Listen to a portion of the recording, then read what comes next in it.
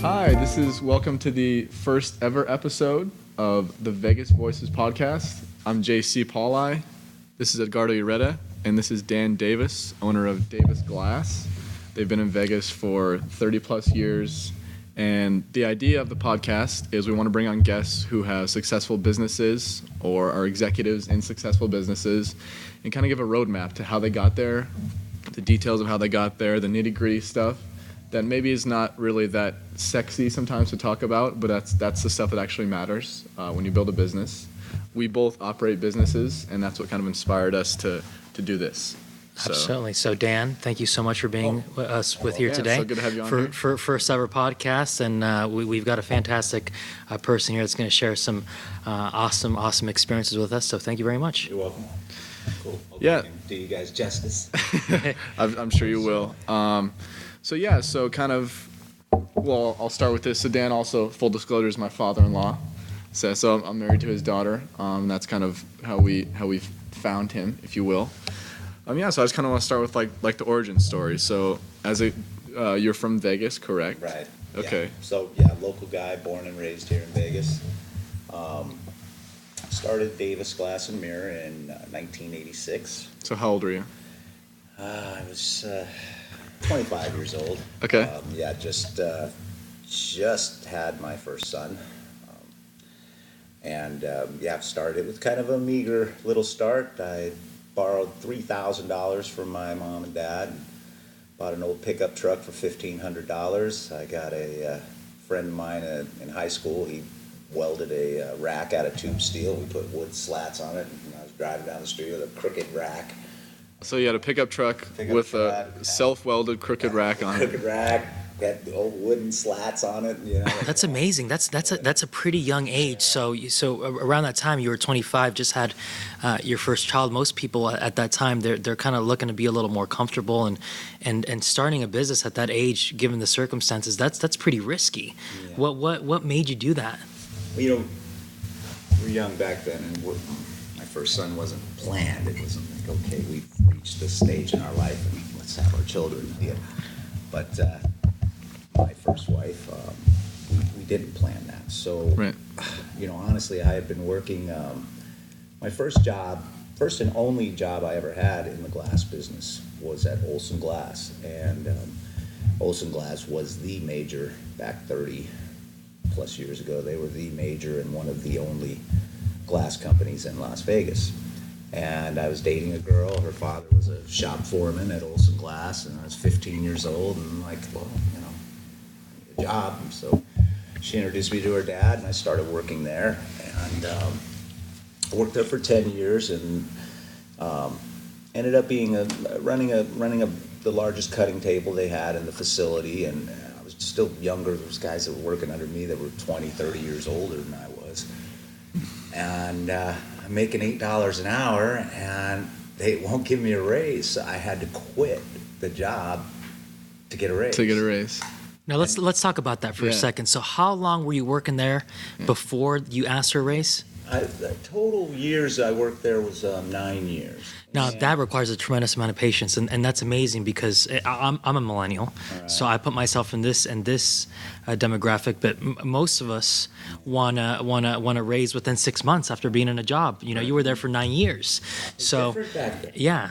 How was it different? How was it different back then than it is now? What's the major shift? Now, it seems listen, I would get yelled at by my boss, screamed at. Let's go, come on, assholes and elbows. The louder he screamed, the harder I worked.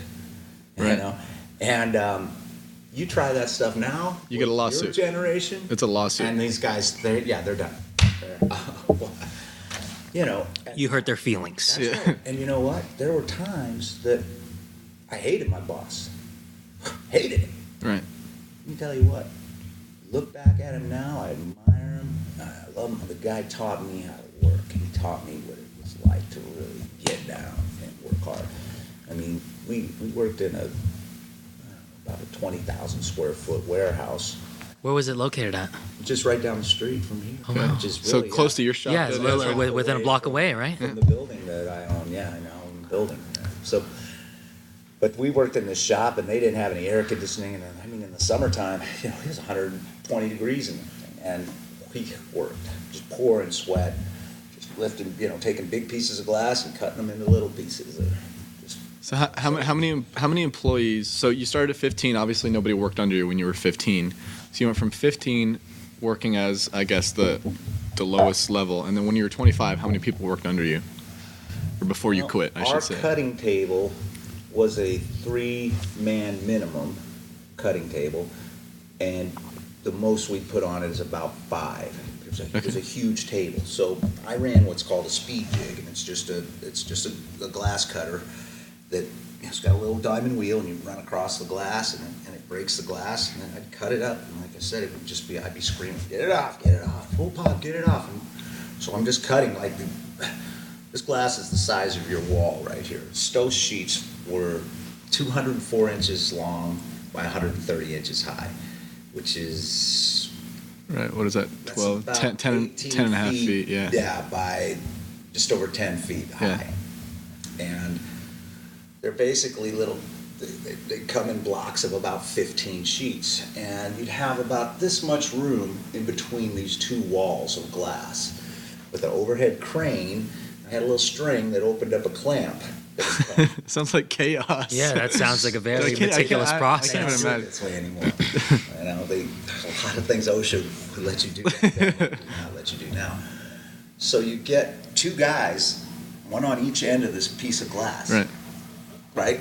11-foot high piece of glass by 18 feet long, and these guys would peel it out and hold it, and it's going whoa, whoa.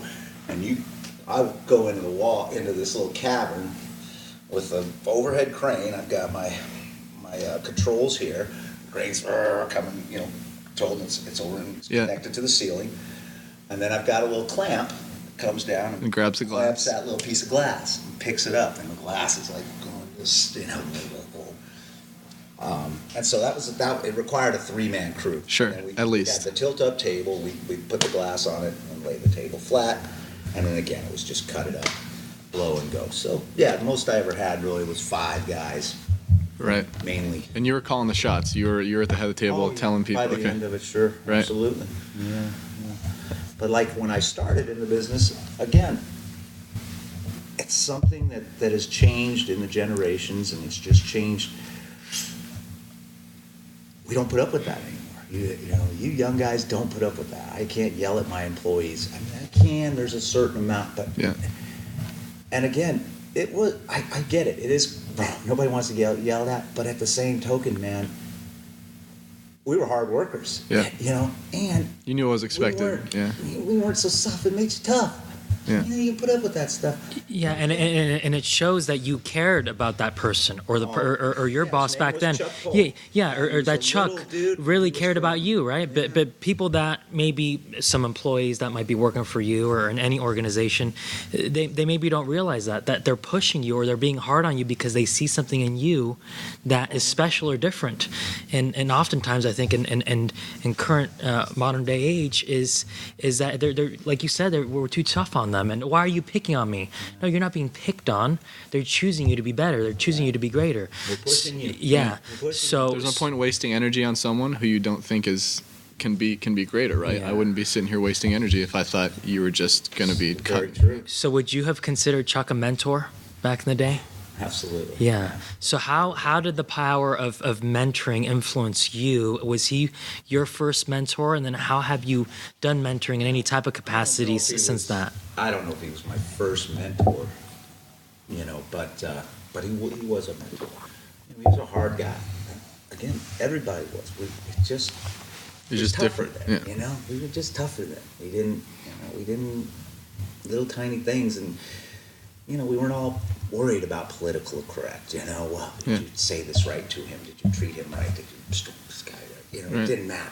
None of that stuff. Did the job get done? Yeah, that was it. We were just getting it done. But anyway, that was my first boss at Olson Glass. Is that company still around? No, they're not. It was owned by Mark Powers, and he ended up being one of my very best friends. He was at Jessica's mother and I's wedding, and he ended up being one of my greatest friends. But when I first gave him my notice, I was just a glass cutter at his glass company, and I gave him a 2-week notice. I said, here's my business card, and it was him and his office manager, a British lady named Eunice, and she ran everything for him. And we're sitting there in the big office, and I'm like, yeah, here's my 2-week notice, and here's my business card. You told him you were starting a company. You're leaving his company to start your own company. Yeah. Okay. And it was called D. Davis Designs. And what I was going to do was going to make glass tables. Only tables. Yes, that was it. And artwork. Glass mirrors and artwork and tables. And Why did you choose tables? well, so I worked with glass, and you gotta understand, I've always been an entrepreneur. Yeah. Okay, when I was 8 years old, I had my first paper route. I had 80 papers.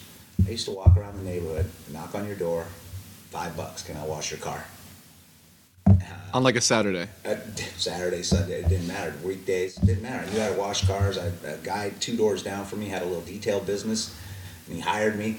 And he paid me like $10 or something. I'd stay and hang with him all day and help him wash cars. And then I knew how to wash cars, so I literally would walk around the whole neighborhood, just knock on the door, $5. Then I started a lawn mowing business. And How old were you? About 8, 9, Okay. 10 years old. And I had, at one time, I got all the way up to 7 accounts. And I had 7 people, man, that I'd mow their lawn once every week. Right. In the wintertime, it'd be once every 3-4 weeks or whatever. Back when there wasn't a drought, right? Yeah, where we're having grass in your front yard and your backyard was Right. was the it thing, Where now, But it's funny. Like I had 7 accounts, but there's people who own businesses now who don't have 7 accounts. You know what I mean? Like I operate a business, and getting 7 accounts for me was like, oh my god, I have 5 accounts. I'm like beating my chest, And so for an 8 or 9 year old, yes, it's mowing lawns, but still, that's 7 people who you had to sell your service to. They said yes, and you had to provide the service every, however often for them to keep coming back, right? I bought my own lawnmower, tied it to the back. I put a rope on it, tied it to the back of my bicycle that I bought with my own money. And that was it. I was in business. You rode around, right? what year was this, give or take? This is 45 years ago. Wow. And what side of town? I mean, the city was so much smaller back then. So Yeah. what were the major cross East streets? side, Troppin, Eastern. Oh, wow. In that area. Okay. Yeah, Yeah. that's crazy. And so, but again, I've always, when I was in my early teens, I bought instructional cassettes. It was from Carlton, the guy, his name was Carlton Sheets, and it's how to buy houses, no money down. Right. And I bought that thing. When you're like listened to 13. it, right, and I listened to it religiously. And then, Anthony Robbins, I bought his tapes. Yeah, when I dude, was Tony just a little Robbins. Love kid. Tony Robbins. It's so funny you call him Anthony Robbins, because now if you don't know Tony Robbins, you're like, do you live under a rock? Right. Yeah. Like he's a pop, like an icon. Yeah, right? I love him. I love his material and everything that he Yeah, but puts it's so out. funny that Back then, he was just Anthony Robbins. He was like this weird life Young guru coach. kid, People are right? like, oh, he's like some scam artist, right? But I dreamed. Right. Dreams, man. Always had dreams, and that was my thing. I'm gonna do this. One day I'm gonna do this. I'm gonna do that. So. And I'm assuming with that you have a lot of naysayers, a lot of people saying, "Okay, Dan," or but when you dream, you're different than most people, because most people get comfortable. So how did you keep dreaming? What drives you? What keeps you persistent to do better each year or each quarter with your company? So I'm at Olson Glass, and been there for 9 years, making $8 an hour. I'm running the table, and I'm like, I gotta get a raise. Okay, we'll think about it. 2 weeks rolls around, no raise. I'm like, all right, I gotta quit. Oh, okay, we're gonna give you a raise. Wow, great, shook there. Right. Yeah, right. Then it rolls around, and it's 50 cents an hour. And I mean, talk about I was just crushed. Right. And literally right during that same week is when my ex-wife, my mother of my first children, came up, and she caught me at lunchtime. I was just coming out of lunch, and she comes walking up to me. She says, I'm pregnant. She's crying. I'm like, oh my gosh, what's wrong? I'm pregnant. And I'm not kidding you. I had an epiphany. I literally just saw my first son, little blonde-haired kid, looking up at me, and I'm like, this isn't it. This is not what my son's going to see when he looks up in my eyes. And it was right then I said, that's it, I'm doing this. Because I'd already been making these glass tables during lunchtime and stuff. And I'm like, that's it, I'm doing it. I'm starting my own company. So, decided to do it. Gave him a 2-week notice. I've got Mark Powers on this side, and I've got Eunice, the office manager, sitting here at her desk. Eunice is mad. She's British. She's, you're taking work from our glazers. And that's a glass man, that's what he's called. He's called a glazer. You're taking work from our glazers. I have a feeling that's just how she sounded too.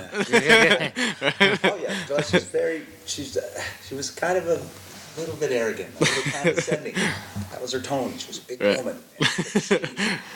In her defense, I watched that place. You know, as I was there for the 10 years, I'd watch it go from 3 to 500 employees down to 30 to 50, get bigger, and and as they had big jobs, they'd hire more employees. Once they finished them, they'd lay off. And, these were hard guys. And she was their boss. So she had to. She didn't play around. No, she was a badass. So she's mad at me because I'm taking work from her glazers. And Mark Powers, he looks at me, and I'm never going to forget it. He has this big old cigar. He always smoked a cigar.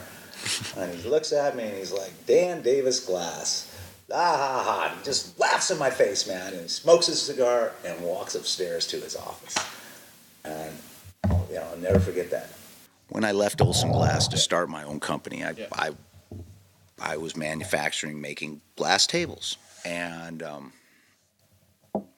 I was good at cutting glass, but like I said, I'd never really done any installation or sales or anything like that. So I made these glass tables. They were beautiful and some really nice artwork to put on the wall, hand beveled, and just some really nice stuff. So I'm like, well, they had some flea markets back then. We had one at one of the casinos on the Strip, and I put everything together and bought my spot in the flea market, and I'm in business. And I set it up. And I'm like, here's my glass table. So this was your first This thing, is the right? first, as an adult, first business venture. Yeah, this is it. Big shot. And keep in mind, just had a new baby. Right. And I asked Eunice the story where you're taking work from my glazers. I'm like, can you please just lay me off? Don't fire me. I'm not going to quit. If you could lay me off, I could collect unemployment while I'm starting my company. Give me a little bit of a... No, she wouldn't do it. So, so it's all on the line, folks. This is it. And I'm sitting here, and I got my little booth. I'm at the flea market. I've got my glass tables, and I've got my stuff, and I'm like, this is great. 3-day event. I didn't sell one table. I didn't sell anything. I take that back. When you drill a hole in a mirror, you use this diamond hole drill, and what's left is a little circle. After you're done, a little circle of mirror. Mostly you drill 2-inch holes for outlets in walls when you're putting mirrors on walls. Well, every time I drilled one, I saved those little circles. So I cut those little circles out, polished the edge on them, and I glued a little magnet to the back of them. Put a piece of metal up, and we had these little circular magnets for $1. Yeah.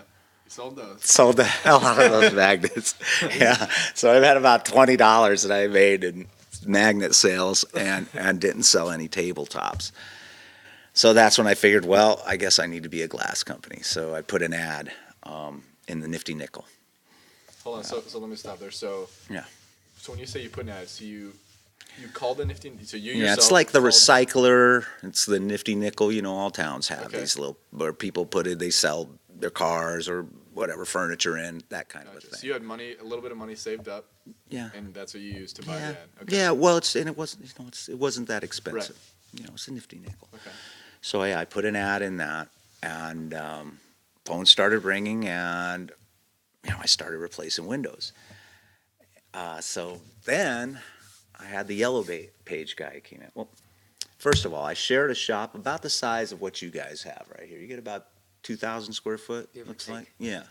I shared a shop about twice the size with 2 other companies, 2 friends of mine. One guy owned a cabinet company, and he took half of it, 2,000 square feet. The other 2,000 square feet I split with another friend of mine who had a acrylic plastic fabrication company.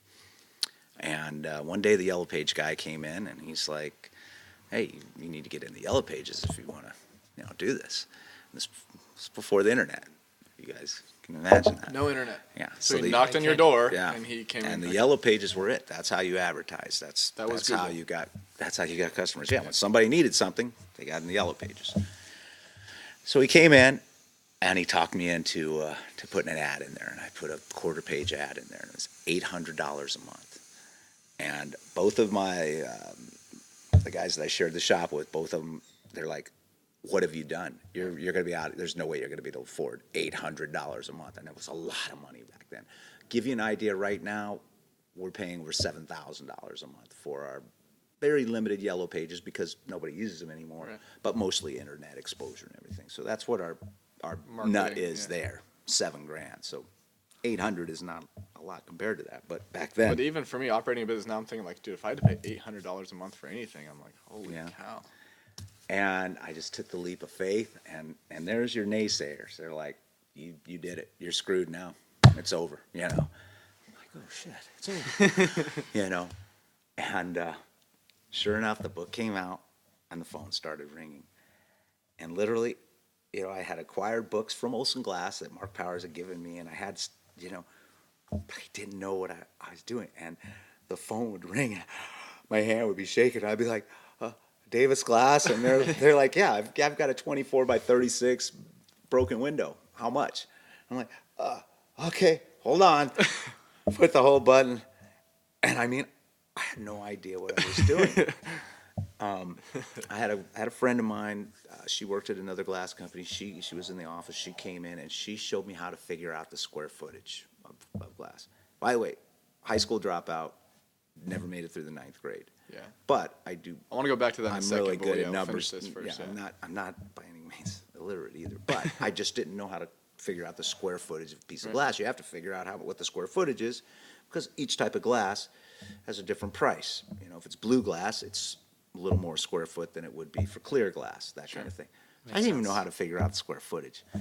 So again, I just remember being scared out of my mind answering this phone and going, oh gosh, I want to put a new window in my house. Oh, you do? Okay. And I'm in the book and I'm like, oh no. So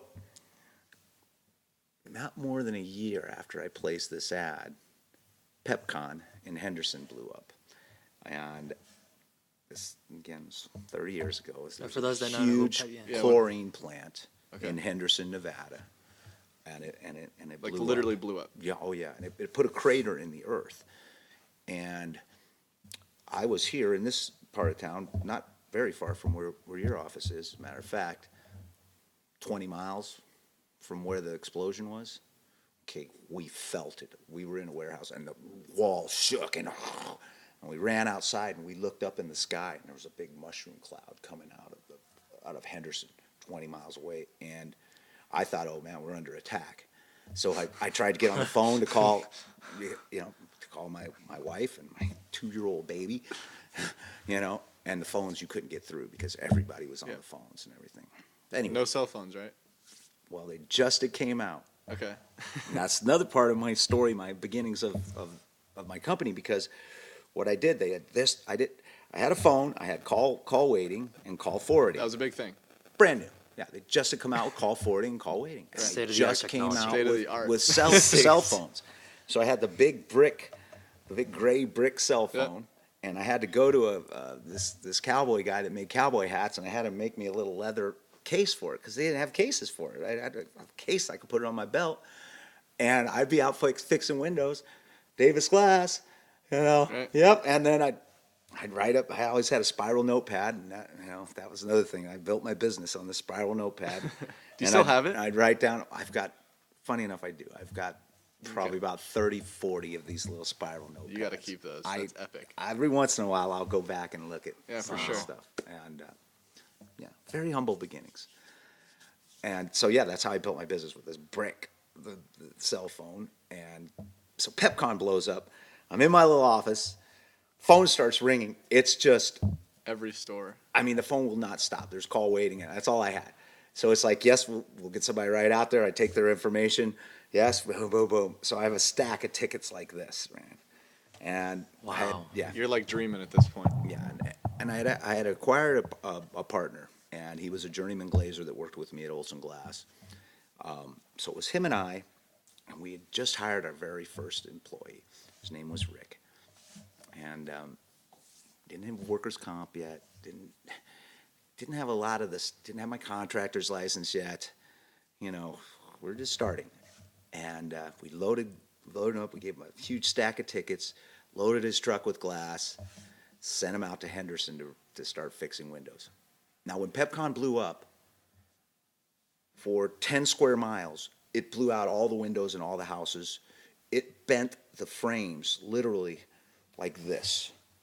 Right. Like a big balloon, because when the explosion hits the house, it knocks out the windows and it cracks the stucco. And I mean, just, this was a major, Yeah, I can't even deal. imagine. That's bonkers. Yeah.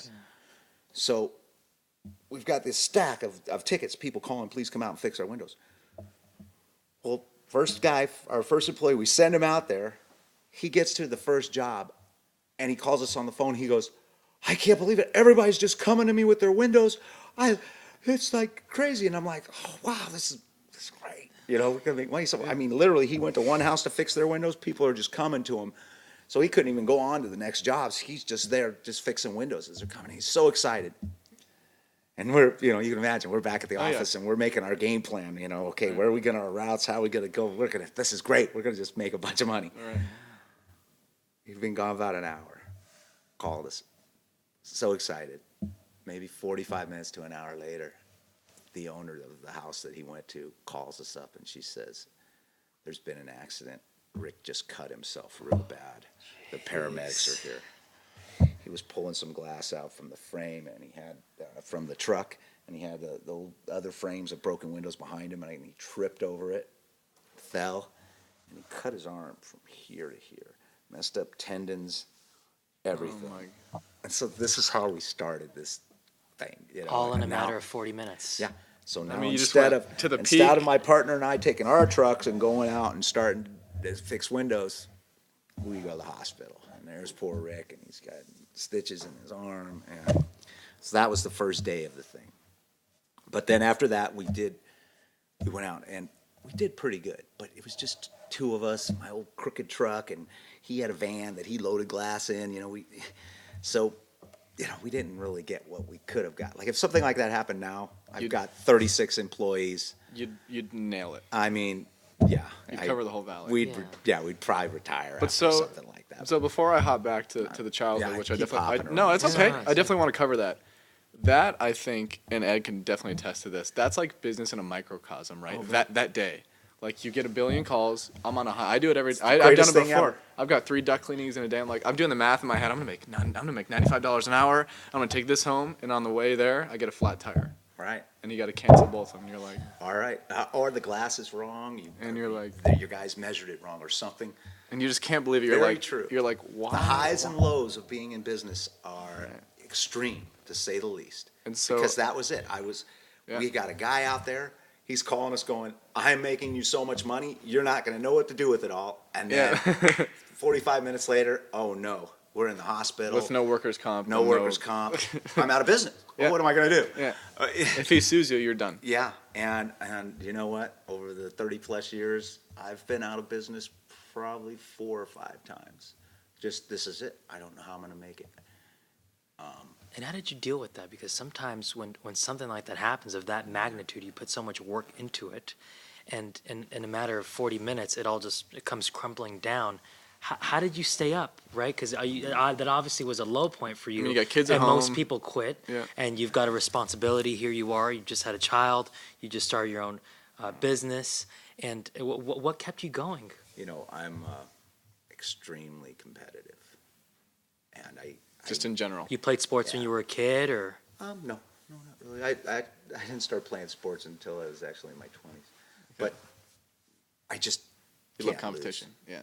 I can't Period. lose. And literally, I mean, I was in a lot of situations that there was times where I didn't have money for payroll. I'm out on a job that my guys have screwed up. I'm with the gym, Caesar's Palace Forum Shops, right? And we're looking at, I'm not going to mention the name of the store, but a major brand name store that we screwed up. And I'm with the owner of the store, the general contractor, and it's Friday. I don't have enough money for payroll that day. Jeez. And I'm getting my ass handed to me, right? And I'll tell you, I've had a lot of times like that, but I never ever quit. I never ever gave up. And you think that's just something? Do you think? I mean, I don't want to sound cheesy, but is that just like DNA? Is that just something that you think is just in you that you're like? The thought of me going back to Olson Glass working for Mark again. Anything is that's worse than anything else. It was worse. I would have dreams at night. I would wake up nightmares. I would have nightmares. Oh my God, I'm back at Olson Glass. Yeah. What happened? Yeah, That's crazy. Yeah, worse than death. It's a fate. I mean, there was just I could have never been able to do that. To go back to Olson Glass would have killed me. So. Yeah, I had times that I was telling you the other day a story. I remember getting up at 5 a.m., looking at my ex-wife, and going, "Gosh, I feel great. This is gonna be a great day. We got all this work. My brick cell phone's already ringing. Yeah, so Davis Glass, and getting dressed. 24 hours later, 5 a.m., getting home from work, going to bed, exhausted, going." Oh, I can't. And then only being able to sleep for a few 2 to 3 hours because it's 8 o'clock in the morning and business is starting. Again. How many hours a day would you think that you were working back then? Okay, there was. I mean, you had a few 24-hour days. We're a union glass company now. We have 12, 13 paid holidays a year. But back then, when you were just grinding. Yeah. No. Is it Christmas? You don't have it off. That's what I would say. Right. If it's not Christmas, we're working. Just so if anybody has any questions, what holidays you have off, if it's not Christmas, you're working. And that's the way we did it. And there was no Saturdays, Sundays. I've always had the phones. I always forward the phones to my cell phone at night. And still today. Run a 24-hour emergency service, which still today, I still run that emergency service Monday through Thursday. And I do let somebody else take it. Friday, Saturday, and Sunday. Out of curiosity. But I still do it. I get calls in the middle of the night. And do you like it? Do you still get because I know. No, I don't. You don't? Okay. God, no. I'm curious. Wake me up in the middle of the night. I'm curious to know. You can go to any cell phone provider now and get a fairly cheap cell phone. How much was it, the cost to have that brick cell phone back in the day? Right. It must have been expensive, They right? were expensive for what they were back then. Yeah, they were $600-800. And you had to buy it and pay it off over the course of a year or so. So did you have a monthly bill, or you just bought the cell phone? Okay. Yeah, same thing. You had, Okay. you had a monthly service provider and everything. Wow. But yeah. So I run that. That's crazy. And I still do it today. And believe me, I have amazing employees, people that have been with me for 20 years. And of course, my office manager who answers the phones on Friday, Saturday, and Sunday, she's more than able to do it, but I still take those phones because it keeps me in the loop.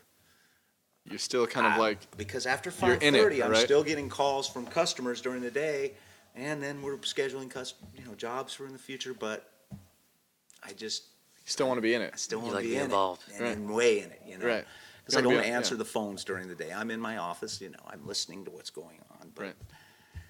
I still take them. And the last thing, and I've always said that since day one, the last thing we would ever do is have an answering service where somebody would call and they'd be, Davis Glass answering service. Let me take your information. I'll have someone call you back. Right. And when somebody calls, the person that picks up the phone knows what they're talking about, and they will sell them right now. Yeah. And they also, Everyone's ready and trained. yeah, because that's the most important thing in our company is when that phone rings, from the minute you pick it up till the minute you set it down. That's what makes or breaks the company. Because everybody forms an opinion of you, and they're listening to you on the other end. They have an opinion of you, and you are Davis Glass. And you don't So have any. thank you for calling Davis Glass and Mirror. This is Cindy. How may I help you? This And is you don't John. have How may I any help you? control over what their opinion is. They could hear the hello and they think, oh, Well, that's right. And so you want them to know that you're knowledgeable when Right. you answer the phone. So you've been here for many decades, and to Yeah, many born and people, raised. Born and many raised in people Las Vegas. that visit here, they see the fancy casinos. dozens of different properties, the best of the best in terms of entertainment. The Raiders are coming. The Golden Knights Imagine are that. having a historical NHL season. Crazy. 20, 30 First years season. ago, Yep. right? You'd never think that an NHL team would be in a desert, and not only that, but Yeah, we can winning. never get a professional basketball, football, Right. hockey, any professional sports team. They wouldn't do it, one, because of the gambling. They wouldn't, because there was, betting. Yep. You couldn't bet on the Running Rebels, which you can bet on our college Yeah. basketball team now. What was that like? Wasn't it in 90 or 91 when the Rebels won it with Tarkanian? Right? 90. Yeah, It was 90, right? The Yeah, big they dude. won it. Finally won it in 1990. They had great teams all through the 80s, and they were ranked number one. Thomas and Mack was built, held about 18,000 to 20,000 people, sold out Every every game. night. Biggest show, it didn't matter, this was Las Vegas, biggest show in town every night, weeknight. Didn't matter if they were playing a Big Ten college team or just some little, Right. Big West team. Yeah. Didn't matter, sold out every single night. That's crazy to think about. Wow. My son, his first words were "rebels." Rebels. That was his first words. I used to Classic. take him. We lived very close to there, and I'd take a diaper and put it in my back pocket and grab him when we walked to the game. And What? first 2 years of his life, he saw every home game. He didn't miss one Rebels home game. The nurses' station, they knew me there.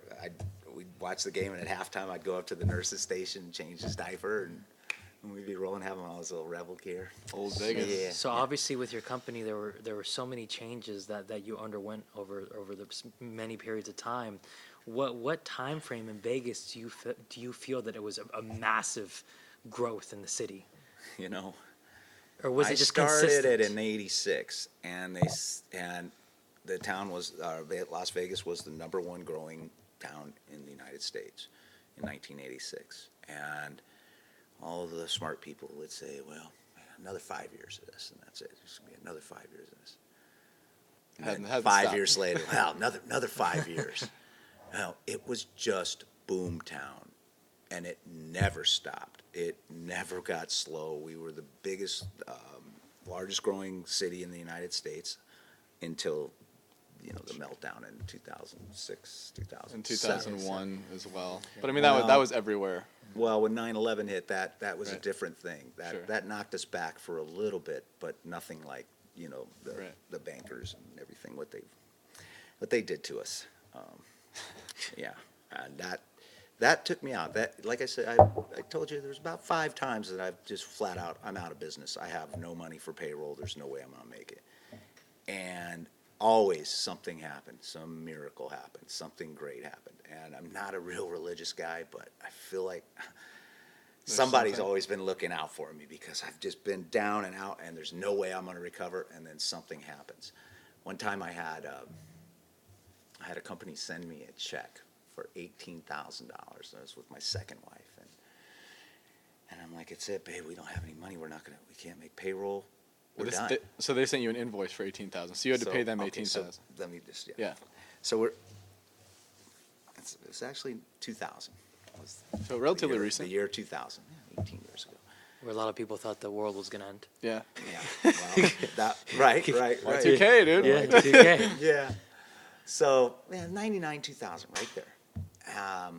We were done. We didn't have money for payroll, couldn't make our rent. We were behind. I owed $20,000 to my suppliers, and back $20,000 In was 18 years everything. ago. 18 years ago, and in my situation where I was in business, it's like $1 million right now, literally. Yeah. So we were done. She's crying. It's over. The mail comes. I open it up, and 2 months ago we had done a store in the mall. What was it? Gap. It was a Gap store. And we'd done the glass in the Gap store, and the final payment was $18,000. Something happened. I don't know what happened. A miracle happened. They'd already paid us 2 months ago. I literally, my wife is in tears. I'm like, I don't know how we're going to do this. I open up the mail. There's a check from Fisher Development. $18,000. They double paid us. They paid us the $18,000 again. And So you deposited it? Oh, damn right. He didn't make the call saying, "Oh no, you sent this by mistake." Oh yeah, your mistake, but it's okay. I'll take. We did pay them back. Right. We did But pay them back. that kept you in business. It did. It kept the doors open. It was another Christmas miracle. Right. You know, Yeah. Tiny Tim. I don't know. So, I mean, and this might be me being just romantic about being an entrepreneur, but you put yourself in that position, to be fair. I mean, yes, it was a miracle that they double paid you. That doesn't happen. You probably would have been out of business if they didn't. But you also did everything that led up to you doing the Gap store. Listen, we used to, the Yellow Pages, they also owned the phone company. So if you didn't pay your Yellow Page advertising bill, they shut off your phone. And if you're in a glass business or a plumbing business or an electrical, your phone is your lifeline. That's it. Because my phone's my life, yeah. Yeah, if you lose your phone number, I'd rather nobody will ever find you again. I'd rather someone stab me than Yeah, lose my phone. You're starting now. over, Yeah. right? So we got behind on our Yellow Page bill. They're like, we're going to shut your phone off. Not only are, because they can't shut, everybody's got the Yellow Pages. They can't do anything. So they shut the phone off. I went to a loan shark. This is Vegas. I went to a loan shark twice. Like the stuff you see in movies. That's right. Oh, yeah. I mean, listen, I borrowed $1,000 Bounty the from Hunter guy. or something. He came to my Bounty's gonna office. come to his office. And he was like, yeah, no problem, I got it. He's like, you got 1 week to pay me back. $1,200. Oh my Jeez. He didn't have to tell me what would happen if I didn't pay him back in those weeks. And boy, scary. Oh my- Just And, scary. and I for did those that. who don't I did understand that how, twice. how big of a deal Yellow Pages were back in the day, Yellow Pages is the equivalent to like a Google. Being Where being on the front page Yeah, of when Google. you go to Google now, you get all of your answers and all the questions that are unanswered. You find them there for your Yahoo, solutions. Yelp, Google, you know, and one. all of it. That's all there was. This is bad. Dan was working a day where there was no Google, there was no Facebook, there was no Instagram, there was no cell phone with mobile web browser. I mean, the Yellow Pages are the next best thing to get things done. And I remember 10 years ago when I started playing tennis and I wanted to search around for different places, the Yellow Books was all I had. Right. And I just went in there because there was obviously no Google. Right. And I called all these different country clubs and all these different academies, and that was the way to hustle. So for them to have shut down Dan's phone because he didn't pay his Yellow Pages fees, that's crazy. That's insanity. ridiculous. Yeah. But that's how things were back then. So you go to the loan shark, and then he gives you this ultimatum, like, if you don't pay me, we're gonna didn't. beat you He stupid. didn't tell me that. He didn't have to tell me But that. you knew. Oh, That's worse. That's even worse. Absolutely knew. and it was scary and it was desperate times, but we did what we had to do. Which brings me to some thought I had. My oldest son, my wife was pregnant when we started the story. We Right. started the company. His name's Michael. Mike Davis. He, she told me she was pregnant, and I'm like, oh gosh, I just got a 50-cent hour raise. I got to do something. I started the company. Well, him and I, we were out last night, and we're having dinner, and he says, Dad, because he started in the company 16 years ago when he was 15. And he remembers some of the employees that we had. And I'm not going to name any names. You guys know who you are. And they were horrible. Some of them were on drugs. Some of them they were a mess. But as we were talking, it was boomtown. There was so much work from when I started in 1986 until the meltdown in 2006. This town was the fastest growing town in the United States, and there was so much work, you could not get it all done. You would bid jobs and you'd go, okay, just throw another 40 hours of just in case money on it. Boom, give them the bid. Now you can't do that anymore. Right. Now you better have that bid as tight as possible. But back then there was just so much work you didn't know what to do with it. It's booming. Constantly booming. And again, when the town was so busy, you couldn't get in good employees. And these guys that you would get, they'd be like, I don't care. You just screwed up this whole job. You cost me. I don't care. You don't like it? Fire me. I'll go to work at your competitor tomorrow. And that's the way it was. We were desperate. We Right. could not get employees.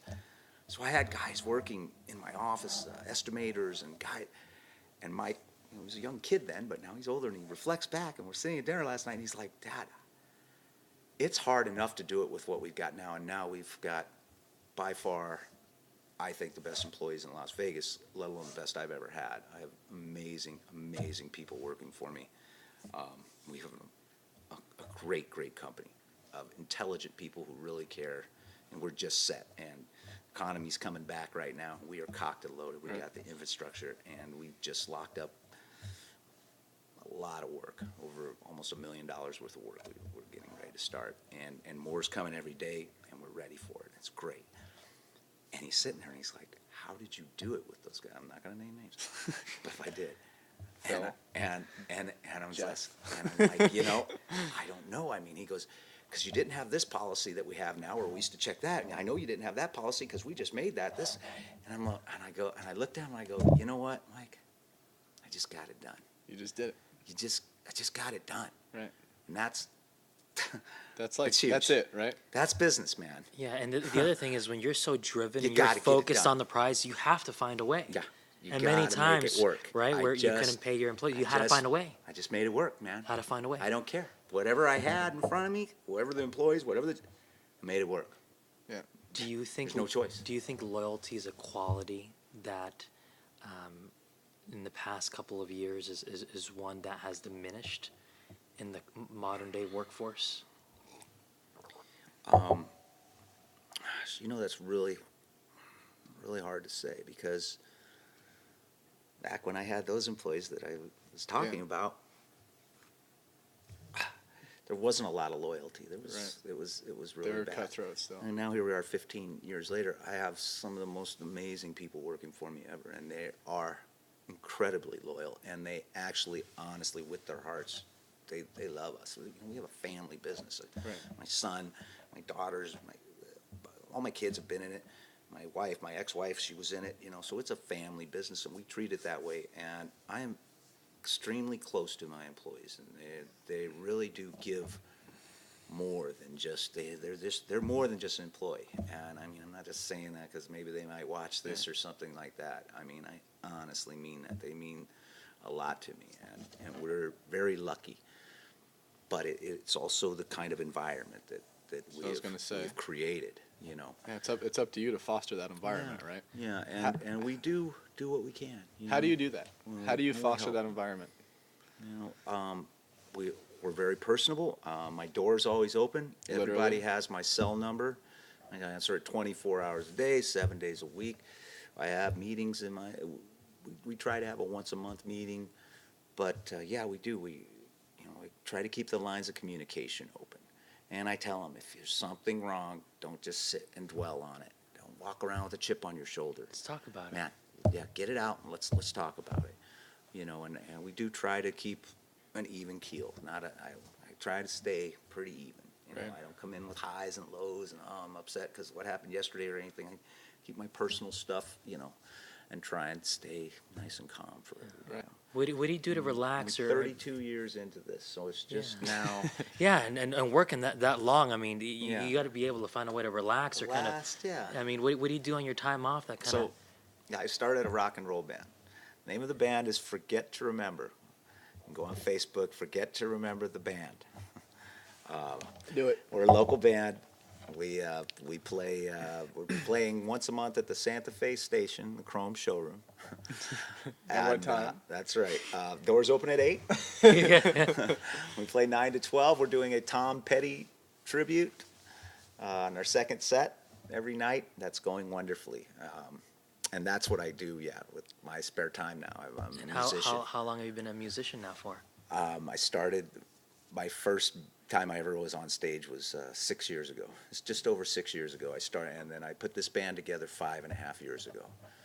I love that. Yeah. I love that because sometimes you might want to pick up an instrument or go sing or do something new, but sometimes people have that challenge or that mental block in their head saying, "Oh, that time has passed," or "No, it's too late." I just got it you've done. embraced it. Yeah. I You just embraced got it, it done. I did what I and had now to do to make it work. and you're playing at these station casinos, and that's unbelievable. Just That's made awesome. it work, man. Yeah, You know? exactly. A lot of hard work. I'll tell you what, I took some guitar lessons. Right. And next thing you know, and JC, he's been with our family forever, and he knows he was there through it all. The guitar instructor, Vince Loria, genius, he started playing in my first band with me, and I remember the first show. yeah. Who's and among the most impressive the rest local history. musicians that you've Oh. encountered in Vegas? A local musician. My bass player, Scott McCartney. My guitar player, Scotty Young. My drummer, Vince Smith, drummer man Smith. Met a lot of amazing musicians. It's a great community. People that What do you really like most stick about the together Vegas and community? care about it. The music community, or Just in general. What do you the- like Could most be, about Vegas? it could be the music Anything. community, just in general, yeah. Oh, Vegas. I don't know anything else. I've been here my whole life, so I don't really know anything different. This town is really exciting, and man, opportunities for days. Yeah. And if I said anything to anybody, if you're starting your business, be ready to work your ass off. Go to work, man, and don't expect it to happen overnight. Everybody does. They look at that business and they go, "Oh man, I'm going to start this business, and I'm going to be rolling in the dough. It's going to be the greatest thing." Normally doesn't happen that way. There's a thing called paying your dues, man. And you know what? You got to pay your dues, and especially young people out there. Go to work, man. Yeah, and That's- it's so tighten up. competitive now. Yeah. I mean, look at Yes. how many students are going That's to college true. and they're doing everything that their parents are telling them to do, or the education system is telling them to do. Graduate high school, get into college, get the minimum 4-year degree, if not get a master's degree. So that pool is so large. What are the main takeaways that you can go ahead and provide to young professionals that will make them stand out in such a large field? Well, Is there any type of advice that you It's think? very competitive, and yes, always has been. Right. It always has been. All right? Go out there and outwork them, man. Go out and outwork them. That's what I used to always say to them, too. I'd be like, yeah, that glass company over there might be kicking my ass right now, but I'm getting here earlier than them. I'm staying later. I'm going to outwork you. I'm going to catch you, So I just quickly kind of wanted to talk about, I guess, just the monetary figures, because that's, at the end of the day, that's kind of a lot of the reason why people want to go into business or stuff like that. So just for reference, kind of on a yearly figure, what does Davis Glass do per year? Well, 32 long years ago, Right. we started the company with $3,000. Capital, that was all you had. That was it. You had $3,000 in the bank. $3,000, bought a glass truck, put a rack on it, went to California and spent about $800 on some tools, and I was a glass company. Yeah. That was it. Long, hard road. We're grossing just around $5 million, a little over $5 million a year, and that's been our average for probably the last 2 to 3 years. It's probably the top. This is about the most. We did have a really good year where we did a big job back 2008, but that's our gross. Right. When they had the meltdown, when the government decided they wanted to blow everything up, and the bankers decided they wanted to take all our money. And then they bailed them out? When that happened, we had just started the biggest job we'd ever done. It was a couple towers we were doing for Westgate. And we were doing all the mirrors and showers in it. And so that contract started right after the meltdown. So we were very lucky we had that revenue to push us through for 2 or 3 years. And I remember when we got this job, it was just a huge job, and my bank was like, "Hey, we want to give you a $300,000 line of credit." I'm like, "Yeah, I don't want any lines of credit. Probably not. I don't need that stuff. I've got enough money to run things. Fine." My accountant says, "You know what? Take it. Don't ever use it, but just take it. There's no reason not to take it. Because it doesn't cost you anything to take it. It's just there." Well, the town dried up. All of our properties went. My building, I paid $1.3 million for. It was worth $500,000 if you could get it, because nobody was buying property. I'd accumulated about 7 houses that I had rented out. Investment properties. But I bought them just over the years. I wasn't doing like the fast cash flippy things or anything like that. So and I lost all the houses. My building is upside down incredibly. I'm paying twice as much on building payments as I could just to rent the same building right next door, and the building's upside down by 120%. And I'm watching all my money go. Then I started dipping into that line of credit. All right, so I'm taking it, I'm making payroll, and we're keeping the doors open. I used every penny of that line of credit. All 300,000. All 300,000. I used everything in my savings. Used everything. Your personal I had. savings. Yeah. I had sold all my houses, took a loss on them. I short sold my home, my personal home that I lived in. My credit was shot. I owed it to everybody. I was done. It was December of 2011. I had already been, during the course of this venture, to 2 bankruptcy lawyers. At the moment of signing the paper to be bankrupt, got up and walked out. Literally having an anxiety attack, and no, I can't do it. This is my whole life. I can't do it. I'm not going to go bankrupt. This is my accountant and my wife. Everybody's telling me, just cash out, take all the money you can, and get out of this thing. And I'd be like, okay, you're right. But the moment would come down, and I couldn't do it. I couldn't quit. I couldn't. That gut I feeling couldn't wouldn't let lose you do it. It's my life. It's Davis Glass. It's my name. It's my family. I couldn't do it. So now it's too late. It's over. And it's December 2011. We got a phone call. There was a big cabinet company that was doing 2 jobs in the Crystals Mall here in Las Vegas. And they were doing 2 Dolce Gabbanas, a men's and a woman's. They had all this black mirror that was on all the walls. It's beautiful on the strip now. And Yeah, it's gorgeous. They hired us as labor only just to install their material. And we made $80,000 in the course of about 2.5 months. Sounds like a lot of money. No, we were upside down. Hardcore. Over $250,000. I had maxed out a $300,000. $80,000 was the smallest drop in the bucket. Yeah. But we made that money, and it just gave us a breath. It Kept was you like afloat. clear, boom, oh, we're up. And from right then on, we just kept with it and worked our asses off. And from December 11 till now, we're grossing, $5 million a year. The company has great cash flow, and we're secure and in really good shape. But yeah, that was a moment.